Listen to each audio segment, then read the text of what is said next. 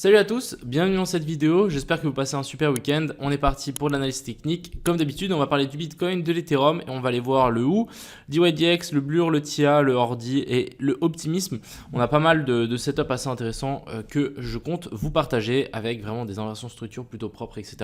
Donc plutôt baissier en tout cas sur les alts. Le Bitcoin pour le moment il est plus ou moins aussi un petit peu neutre. Je vais vous montrer un petit peu qu'on est quand même en train de resserrer et qu'on est en train de créer une phase de compression et qu'on risque de péter un moment ou un autre.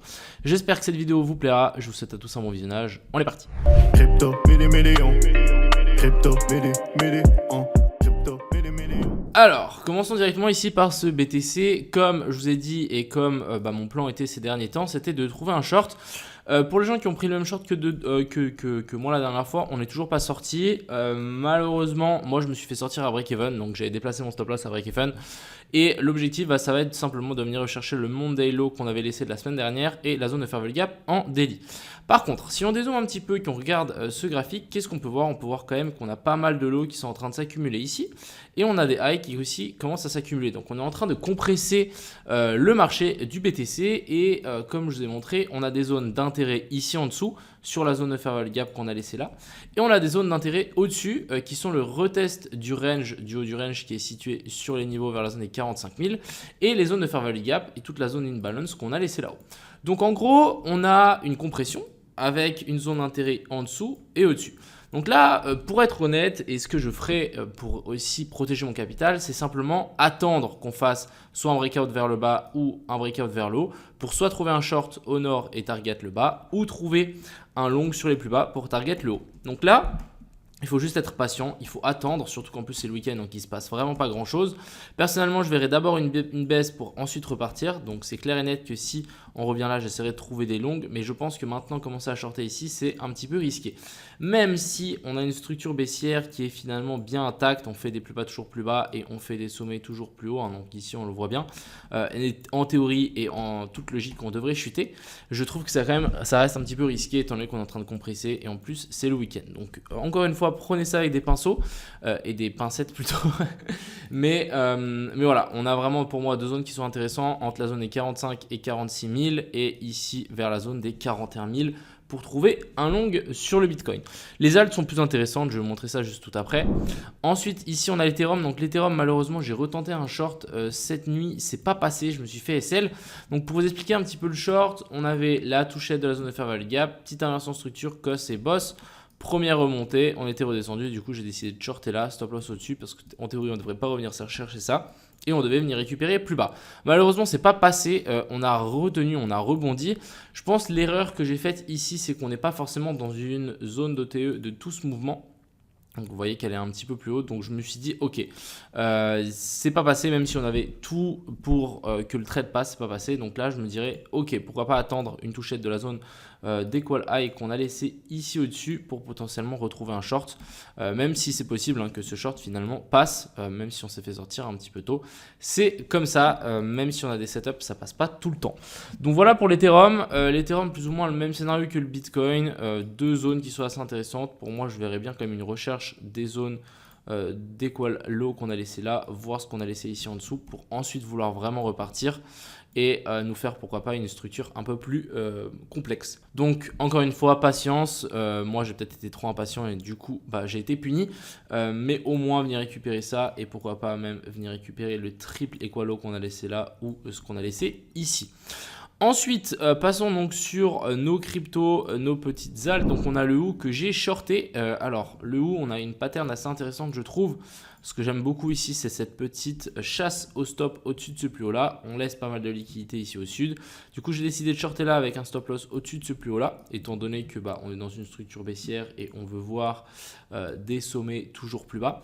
Actuellement, du coup, j'ai sorti sur ce plus haut là. On avait vraiment un retour dans la zone de Fair Value Gap qu'on a laissé là. Stop loss ici au-dessus. Target les lots qu'on a laissé là. Maintenant, à voir comment ça va se goupiller, mais voilà, je m'attends à un saignement de la part du haut pour m'y récupérer un petit peu plus bas. Si on passe en daily, Il me semble qu'on est venu, ouais, on est venu récupérer donc toute cette zone de fair value gap en daily. Et du coup, l'objectif maintenant, ça va être de venir récupérer un petit peu plus bas. En tout cas, venir chercher ces lots-là, voire pourquoi pas la mèche ici sur la zone des 30 centimes. Donc plutôt baissier. Hein. Ensuite, on a le DYDX, que j'ai fait une petite analyse tout à l'heure sur Twitter. Mais en gros, on a ce setup ici, j'aime beaucoup ici, c'est très baissier. Prise de liquidité au-dessus de ce plus haut-là. On a fait une énorme inversion de structure, donc notre cost et notre boss. On est remonté, on vient chercher la petite zone de fair value gap en H1 qu'on a laissé là-haut. Du coup, j'ai décidé de tirer une petite zone de Fibo. Je me suis dit, bon, si on remonte un petit peu, pourquoi pas essayer de trouver un short avec un stop loss ici au-dessus. Et target les liquidités qu'on a laissées ici et ici. Je pense que même première target, ça va être ce lot-là, vers la zone des 2.5. Mais ça me semble plutôt assez intéressant. Et je vois plus une baisse ici sur le DYDX qu'une hausse pour le moment. Continuons avec le blur. Donc le blur, ma position, je vous en ai déjà parlé, mais je la hold toujours. Donc pour le moment, on est en train de dégringoler petit à petit. On veut une accélération, on veut que ça craque, on veut des bougies un petit peu plus violentes d'un coup. On aura du coup première zone ici, une zone d'équal low, ici on en a aussi, et du coup la target finale ça va être de venir récupérer la zone de fair value gap qu'on a laissée ici en dessous en daily pour ensuite trouver un long et venir récupérer bien plus haut. Donc là on short pour ensuite retrouver un long parce que je vous rappelle que la structure en gros time frame sur le haut est haussière. On vient nous faire un nouveau plus haut. Du coup on redescend mais on va nous faire un plus bas plus haut que celui-là. Donc l'objectif ça va essayer de trouver un long dans cette zone là à partir de la zone des 51 centimes. Ensuite continuons avec le TIA. Malheureusement le TIA qui est venu pas encore venu récupérer la zone d'équal high, mais voilà, j'attendais un retour dans la zone ici après le petit boss. Malheureusement on n'en a pas eu, j'aurais dû rentrer directement et du coup on a eu une belle continuation, une belle hausse. Assez intéressant que on vienne récupérer, ce high ici et non le high qu'on a laissé là-haut. Je pense qu'on viendra les chercher un petit peu plus tard, même on peut corriger un petit peu plus fort ici, simplement parce que si on dézoome un peu, on peut voir qu'on a vraiment une ribambelle d'équal high. Donc là on a 1, 2, 3, 4 et bientôt 5. Donc là, on a vraiment une belle poche de liquidité. Ce qui peut être assez intéressant pour le TIA finalement, c'est d'attendre qu'on corrige un petit peu. Et si on trouve un setup de long juste ici en dessous, je pense qu'on pourra avoir une très jolie target. Donc ça peut être un trade qui peut passer très très vite, étant donné qu'on a vraiment un énorme aimant si vous voulez juste au-dessus. Donc pourquoi pas le surveiller, voir si on ne fait pas une petite inversion de structure en 5 minutes, voir dans la zone OTE de ce mouvement-là pour voir si ça peut pas être intéressant. Hop.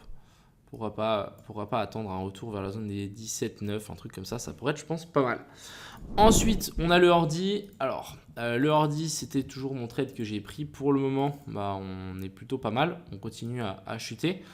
Target, ça va être, à mon avis, ces lots-là. Je pense que là, on va galérer un petit peu. Ça me semble normal parce qu'on doit être dans la zone OTE de tout ce mouvement.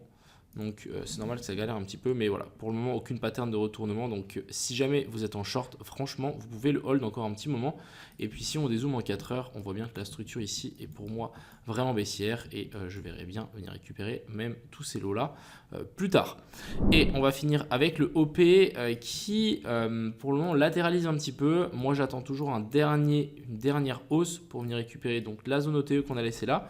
On a quand même de nouveau le même setup, prise de liquidité là, la zone de fair value gap en daily qui a été touchée, gros rejet, on vient nous faire notre boss, on recorrige ici, on monte en escalier, on vient récupérer ces zones OTE et ensuite on chute beaucoup plus bas. Donc même chose, le Ordi ça pourrait être à mon avis assez intéressant de le shorter. Donc vraiment beaucoup de shorts, pour moi le marché des alts n'est pas du tout bullish, on peut même parler du SEI qui est en train de casser donc cette zone des 705 et je pense qu'on va venir s'enfoncer un petit peu plus bas. Bref, on a énormément de cryptos qui galèrent un petit peu, donc je préférais trouver des shorts en tout cas sur les alts que des longues. Et puis voilà, je pense qu'il faut vraiment s'habituer avec et s'adapter en fonction du marché qu'on a sous les yeux. J'espère que cette vidéo vous a plu, j'espère que vous avez appris 2-3 trucs. N'hésitez pas à me faire savoir ce que vous voulez voir dans les prochaines vidéos, ça fait toujours plaisir d'analyser vos coins, surtout s'il y a des setups assez intéressants. Et puis voilà, je vous souhaite à tous un agréable fin de week-end, fin de samedi, désolé, je ne vais pas vous faire des mauvaises news alors que c'est faux. Mais passez un bon week-end, profitez bien, c'était Crypto Million. Ciao.